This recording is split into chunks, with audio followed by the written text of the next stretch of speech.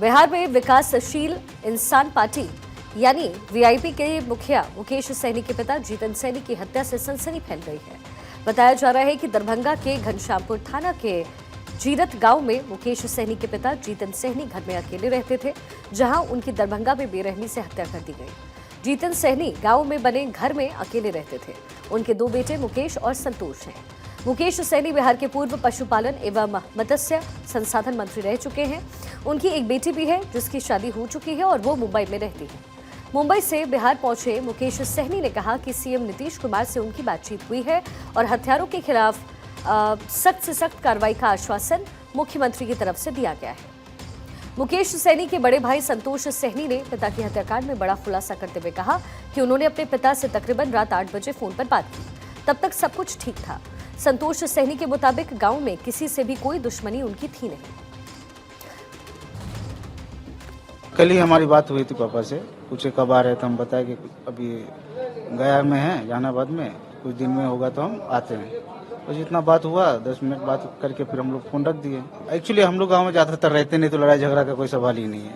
ठीक है, गांव में ज़्यादातर रहने वाले आदमी जो रहते होते हैं, तो और पिताजी भी न्यूट्रल रहते हैं, उनको किसी से कोई लेना देना था नहीं, ना राजनीति में है ना कुछ नहीं, नॉर्मली घर पे रहते हैं।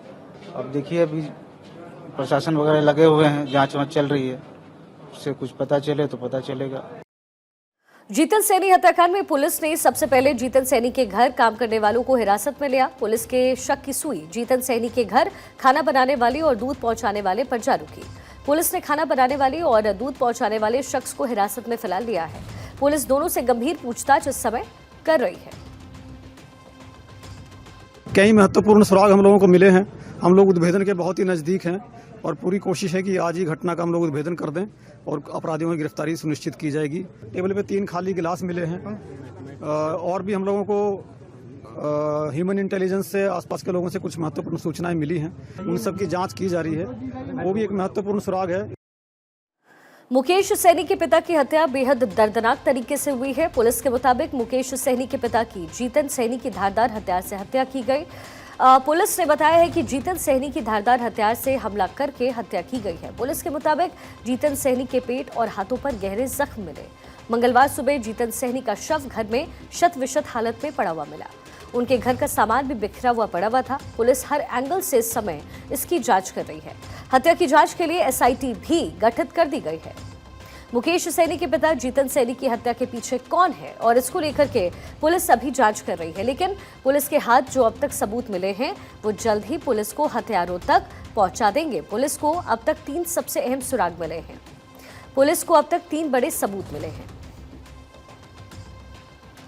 अस्मित मेरे सहयोगी इस समय ग्राउंड जीरो पर बने हुए हैं।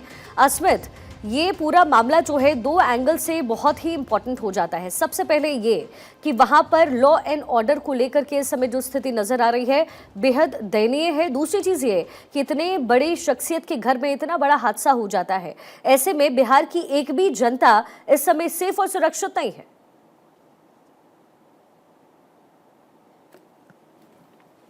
नहीं, बिल्कुल ये हाई प्रोफाइल मामला है शिखा, और ऐसे ही एक घटना नहीं है, कई घटनाएं होती है और इसको लेकर के लगातार सवाल उठते हैं। मुख्यमंत्री नीतीश कुमार बैठक करते हैं अपने अधिकारियों के साथ, कई दिशा निर्देश दिए जाते हैं, लेकिन बिहार का लॉ एंड ऑर्डर जस का तस रहता है। और यही घटना इस बार दरभंगा में घटी है। इस समय हम उसी जगह पर मौजूद हैं। जीतन सहनी का ये आवास पहले देखिए। इसी आवास में आज सुबह, कल रात, देर रात की ये घटना है। पुलिस जैसा बता रही है कि देर रात में ही हत्यारों ने अंदर घुस के उन्होंने हत्या की है। और ये बगल में जो आप एक फील्ड देख रही हैं, ये फील्ड जो है वही फील्ड है जहां पे बक्से बरामद किए गए थे सुबह में।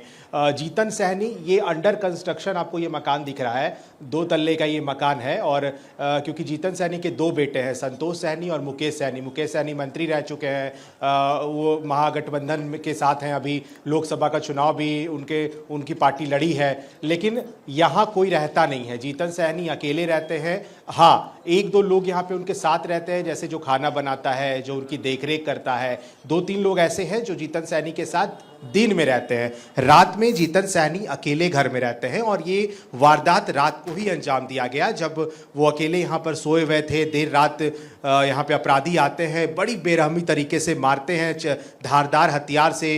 जो उनकी जो तस्वीर आई थी वो बेहद जो है देखने लायक नहीं थी, ऐसी तस्वीर थी। और इस फील्ड में जहां पर बक्से बरामद किए गए, एफएसएल की टीम जब पहुंची थी, पूरी तरीके से अगर आप थोड़ा तस्वीरों को देख पाए तो एफएसएल की टीम ने सब तरफ से घर को घेर रखा है और यहां पर अंदर अभी भी टीम मौजूद है, वहां पर तलाशी ली जा रही है। और सबसे अहम सुराग ये है कि उस बक्से में जो कागजात मिले थे वो कागजात भीग गए थे क्योंकि इधर बारिश हुई है और ये फील्ड जो है पूरा गीला है, जिसके कारण वो जो सबूत है जिसके आधार पर और लोगों की गिरफ्तारी हो सकती है, पुलिस कर सकती है, जो जांच चल रही है उसे सुखा करके उसकी भी जांच की जाएगी कि आखिर मामला क्या है। क्या निजी रंजिश कुछ थी या फिर कुछ ऐसी भी खबर आ रही है कि कुछ सूद पर वो पैसे जो है वो भी दिया करते थे। हालांकि ये सूत्रों से जानकारी है, बहुत ज्यादा कंफर्मेशन अब तक नहीं मिल पाया है। हालांकि यहाँ के डीआईजी है बाबू राम, उन्होंने दावा किया था सुबह में कि 7 से 8 घंटे में ही हत्यारों का पता पुलिस लगा लेगी।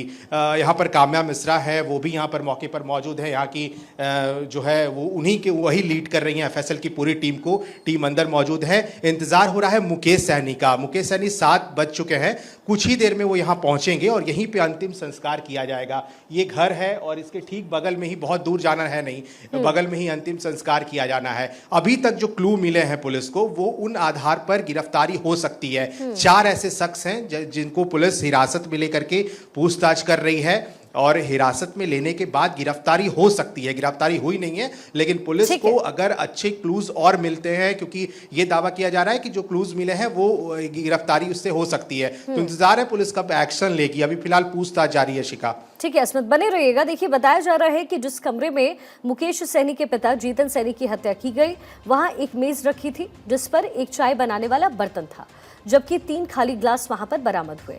इसके अलावा कुछ कागजात भी बरामद हुए हैं, जिससे पता चलता है कि जीतन सैनी की हत्या में एक व्यक्ति ने नहीं बल्कि और लोगों की संलिप्तता है, बल्कि कई हत्यारे इसमें शामिल हैं, ये इस समय कहा जा रहा है। इसके अलावा जीतन सैनी हत्याकांड में उनके घर के बाहर एक लाल रंग का अलमारी भी बरामद हुआ। इस बक्से में क्या है, इस बक्से को किसने फेंका है, और इसके साथ ही इसमें एफएसएल की टीम ने घर के बाहर मिली इस लाल अलमारी को अपने कब्जे में लिया है और इस पूरे मामले के फिलहाल तहकीकात की जा रही है। अब सवाल है कि क्या इस लाल रंग की अलमारी में जीतन सैनी की हत्या के राज बंद है? इस लाल रंग की अलमारी को आखिर किस तरीके से छुआ गया? इस लाल रंग की अलमारी को आखिर किसने फेंका? इस अलमारी पर लगे उंगलियों के जो निशान हैं वो पुलिस को हत्यारों का क्या रास्ता बता पाएंगे? ये कई एंगल हैं, लेकिन जैसे मैंने कहा कि हमारे पास कई महत्वपूर्ण सूचनाएं हम लोगों को मिली हैं, कई अच्छे सुराग मिले हैं। वो एक छोटी सी अलमीरा है जिसमें कुछ महत्वपूर्ण कागजात और अपना व्यक्तिगत सामान रखा जाता था, जो घर के पीछे फेंका हुआ मिला है। एक छोटा सा तालाब है गड्ढानुमा, उसमें पानी में फेंका हुआ मिला है। उसमें जो कुछ कागज पत्र थे वो कुछ गीले भी हुए हैं, उन सब की जाँच की जा रही है। इस हत्याकांड की जांच के लिए दरभंगा के एसपी ने एसआईटी का गठन कर दिया है। दरभंगा के रूरल एसपी के नेतृत्व में 3 अधिकारियों की टीमें तैनात की गई है, जो कि हत्याकांड की समय जांच करने वाली है। अभी घटना की जांच की जा रही है। उसके बाद जब मैंने आपको बताया सारे कड़ी, सारे सूत्र और फॉरेंसिक टीम एक बार अपने घटनास्थल का पूरा जांच कर लेगी, सारे तथ्यों को सामने लाएगी। सभी एंगल पर सभी बिंदुओं से जांच कर रहे हैं। जैसा कि आपको बताया, सूचना अनुसार वो घर में अकेले रहते थे। ये उनके पक्का घर है, 2 मंजिल का घर है, ग्राउंड फ्लोर पर घटना हुई है। तो सभी तरीके से हम लोग इसकी जांच कर रहे हैं। वैज्ञानिक अनुसंधान की पूरी टीम लगी हुई है। इस हाई प्रोफाइल हत्याकांड पर खुद मुख्यमंत्री नीतीश कुमार नजर बनाकर रखे हुए हैं। बिहार के डिप्टी सीएम सम्राट चौधरी और केंद्रीय मंत्री गिरिराज सिंह, जीतन राम मांझी ने हत्या पर दुख जाहिर करते हुए सख्त कार्रवाई की बात कही है। इस पूरे मामले पर अब बिहार की सियासत में तूफान आ गया है। विपक्ष राज्य सरकार पर हमलावर नजर आ रहा है। सरकार की तरफ से जरूर स्पष्ट करना चाहता हूं कि शीघ्र कार्रवाई किया जाएगा और जो भी दोषी होंगे इसके तुरंत इनको सलाखों के अंदर डालने का काम किया जाएगा। सरकार पूरी तरह मुस्तैदी से मुकेश सैनी जी के परिवार के साथ खड़ा है और शीघ्र से शीघ्र कार्रवाई की जाएगी।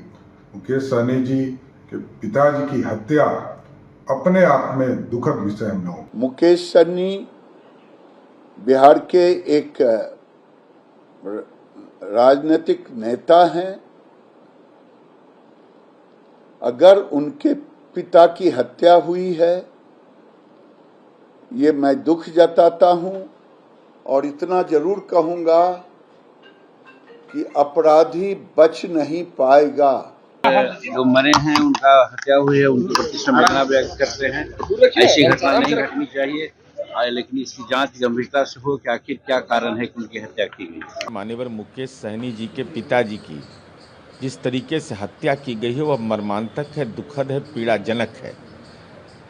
पुलिस घटनास्थल पर पहुंच चुकी है। वैज्ञानिक अनुसंधान के तमाम जो साध्य होते हैं सबका इस्तेमाल किया जा रहा है। आपराधिक घटनाओं में जिन लोगों ने अंजाम दिया है उसको पुलिस खोज निकालेगी। नहीं, अत्यंत दुखद है। मुकेश जी हम लोगों के सहयोगी रहे।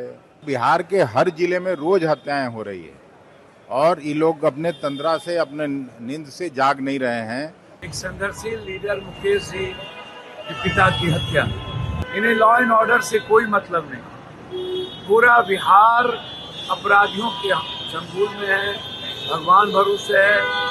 माफिया, अपराधी, पदाधिकारी और नेता के गठजोड़ से बिहार चल रहा है। मैं मुकेश सहनी जी की हत्यारे की गिरफ्तारी की मांग, एसपीडी ट्रायल, दोनों बच्चों की हत्यारे की गिरफ्तारी और एसपीडी ट्रायल की मांग करता हूं।